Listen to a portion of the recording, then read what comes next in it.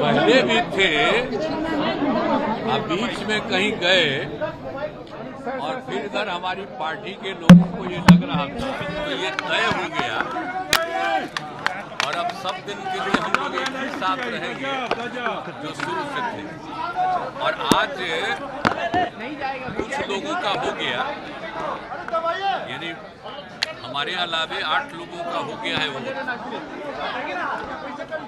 तो अब बाकी जो बचेंगे उसको बहुत जल्दी और काफी लोगों हो जाएगा। तेजस्वी कह रहे हैं, लेकिन आज जितने लोगों का किया गया है तो आज तो आप सब जानते ही हैं, तीनों पार्टी का और एक इंडिपेंडेंट लड़के का किया जा चुका है। तो अभी विजय कुमार सिन्हा जी का को हम उप मुख्यमंत्री के रूप में मान्यता दे दें। ये है बिहार के मुख्यमंत्री नीतीश कुमार, जो बीजेपी के साथ अपनी बनी नई सरकार के बारे में बता रहे हैं। बिहार के मुख्यमंत्री के तौर पर 28 जनवरी को 9वीं बार शपथ लेकर नीतीश कुमार ने अपने नाम एक रिकॉर्ड बना लिया। इसके साथ ही उन्होंने सत्ता हासिल करने के लिए बार बार पलटने का रिकॉर्ड भी बनाया है। कल तक आरजेडी के साथ वे गलबहियां डाले सरकार चला रहे थे और अब वे फिर से एनडीए वाले हो गए हैं। इस तरह उन्होंने बिहार में एक बार फिर एनडीए की सरकार की वापसी करा दी है। नीतीश का एक बार फिर से दावा है कि अब वे कहीं नहीं जाएंगे और बीजेपी के साथ ही बने रहेंगे। हालांकि उनके इस दावे में कितना दम है यह तो वक्त ही बताएगा, लेकिन कभी नीतीश कुमार के साथ ही उनकी पार्टी में रहे चुनावी रणनीतिकार और अब जनस्वराज नेता प्रशांत किशोर ने नीतीश के इस कदम पर चुटकी भी ली है। कभी भी पलट सकते हैं। आप मेरे कितने भी वक्तव्य उठाकर देख लीजिए, हर जगह हमने कहा है ये नीतीश कुमार की राजनीति का हिस्सा बन गया। घटना हुई है, ये नीतीश कुमार के संदर्भ में नहीं है। नीतीश कुमार पलटू राम हैं या पलटू राम नेताओं के सरदार हैं, ये तो बात पहले से जनता जानती है। पूरे बिहार में जितने राजनीतिक दल और नेता हैं सब पलटू मार हैं। आज ये भी तय हुआ कि नरेंद्र मोदी, अमित शाह और भाजपा वाले भी उतने ही बड़े पलटू मार हैं। प्रशांत किशोर ऐसा इसलिए कह रहे हैं क्योंकि बीते एक दशक में नीतीश कभी आरजेडी के साथ हाथ मिला लेते हैं तो कभी अचानक लालू यादव को चकमा देकर बीजेपी के नेतृत्व वाली एनडीए में शामिल हो जाते हैं। ऐसे में जब एक बार फिर से नीतीश के बीजेपी के साथ सरकार बनाने की बात सामने आई तो कहा जाने लगा कि बीजेपी के भीतर ही इसे लेकर कई नेताओं में नाराजगी है। केंद्रीय मंत्री गिरिराज सिंह से लेकर पार्टी के कई नेताओं ने खुलेआम नीतीश की वापसी का विरोध भी किया, लेकिन पार्टी आलाकमान के फैसले की वजह से आखिरकार बिहार में जेडीयू और बीजेपी ने साथ में सरकार बना ही ली। बिहार की राजनीति को जानने वाले कहते हैं कि नीतीश बीजेपी के लिए जितनी बड़ी जरूरत है उतनी ही बीजेपी की मजबूरी भी बन जाते हैं। ऐसा इसलिए क्योंकि पिछले लोकसभा चुनाव में नीतीश के साथ लड़ने पर एनडीए को 40 में से 39 सीटें हासिल हुई थी। इसमें बीजेपी को 17, जेडीयू को 16, एलजेपी को 6 सीटें मिली थी। आरजेडी का तो खाता ही नहीं खुला था, लेकिन कांग्रेस को 1 सीट जरूर मिली।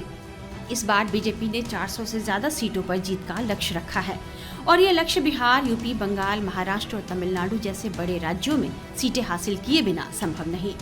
यूपी में बीजेपी के लिए ज्यादा समस्या नहीं है, लेकिन बंगाल में ममता तो कभी तमिलनाडु में एमके स्टालिन के नेतृत्व वाली डीएमके की वजह से बीजेपी की राह इन दोनों राज्यों में थोड़ी मुश्किल है। वहीं जेडीयू के बिना बिहार में अधिक से अधिक सीटें निकालना और पिछला प्रदर्शन दोहराना बीजेपी के लिए चुनौती थी। जेडीयू का आरजेडी के साथ रहना यह बीजेपी की जीत की राह का सबसे बड़ा कांटा था, जबकि बीजेपी ने इस बार पीएम मोदी के नेतृत्व में लोकसभा चुनाव में सबसे बड़ी जीत का लक्ष्य रखा है और इसके लिए हर उस बाधा को दूर करने की कोशिश की जा रही है जो इसमें आड़े आ रहा है। इसलिए नीतीश पर भरोसा नहीं होने के बावजूद बीजेपी ने उन्हें साथ लेने का फैसला किया। बीजेपी अध्यक्ष जेपी नड्डा ने नीतीश कुमार को नेचुरल अलायंस बताते हुए एनडीए में उनकी वापसी का स्वागत किया है और इसे बिहार के विकास के लिए जरूरी बताया है। यह हम सब के लिए हर्ष का विषय है कि उनका वापस आना ये बिहार के लिए और एनडीए के माध्यम से बिहार के विकास के लिए ये एक सुखद समाचार भी है और हम सब के लिए हर्ष का विषय है। यह भी ऑन रिकॉर्ड है कि जब जब एनडीए की सरकार आई है तब बिहार में स्टेबिलिटी और विकास की गति ने नई छलांग लगाई है।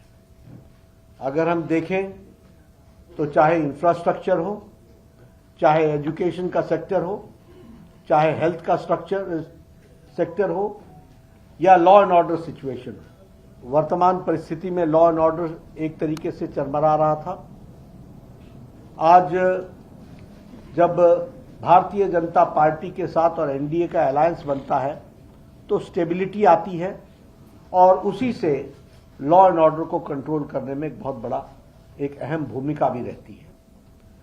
प्रधानमंत्री मोदी जी के नेतृत्व में अब ये डबल इंजन की सरकार में उन्होंने जो निश्चय लिया है उसके बहुत ही अच्छे प्रमाण और अच्छे प्रभाव बिहार के दृष्टि से होगा, ऐसा हमारा विश्वास है। हालांकि आरजेडी नेता और बिहार के पूर्व उप मुख्यमंत्री तेजस्वी यादव ने नीतीश कुमार के शपथ लेने से कुछ मिनट पहले राज्य के बदले सियासी घटनाक्रम पर अपनी चुप्पी तोड़ी और कहा कि अभी खेल शुरू हुआ है, खेला अभी बाकी है।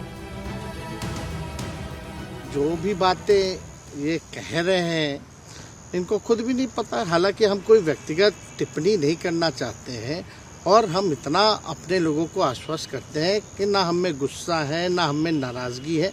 हम बड़े संयम रूप से हम लोगों ने गठबंधन धर्म का जो है पालन किया है और उसी हिसाब से हम लोग आगे जनता के बीच अपनी बातों को रखेंगे।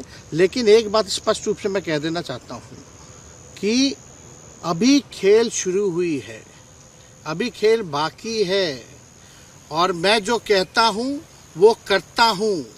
और आप लिख के ले लीजिए, जनता दल यूनाइटेड जो पार्टी है 2024 में ही खत्म हो जाएगी, ये निश्चित रूप से लिख लीजिए।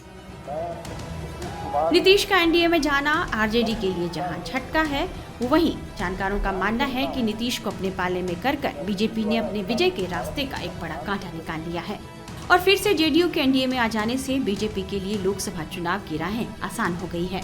इसका एक बड़ा फायदा यह भी हुआ है कि नीतीश को साथ कर बीजेपी ने एक तीर से दो निशाने किए हैं। बिहार में बीजेपी की जीत की राह तो आसान हुई ही, विपक्षी गठबंधन इंडिया ब्लॉक की एकता तार तार हो गई। नीतीश ही थे जिनके प्रयास से विपक्षी गठबंधन इंडिया ब्लॉक बनकर तैयार हुआ और पिछले साल 25 से ज्यादा दल इस मंच पर एक साथ आए। ऐसे में नीतीश के इस गठबंधन से बाहर निकलते ही यह न केवल कमजोर पड़ गया बल्कि वहां हाहाकार जैसी स्थिति पैदा हो गई है। इस तरह इंडिया गठबंधन को कमजोर करके बीजेपी ने लोकसभा चुनाव में मनोवैज्ञानिक फायदा उठाने की कोशिश की है, जिससे बीजेपी की सीटें बढ़ने की संभावनाएं भी बढ़ गई हैं। टाइम्स नाउ नव भारत डिजिटल की रिपोर्ट।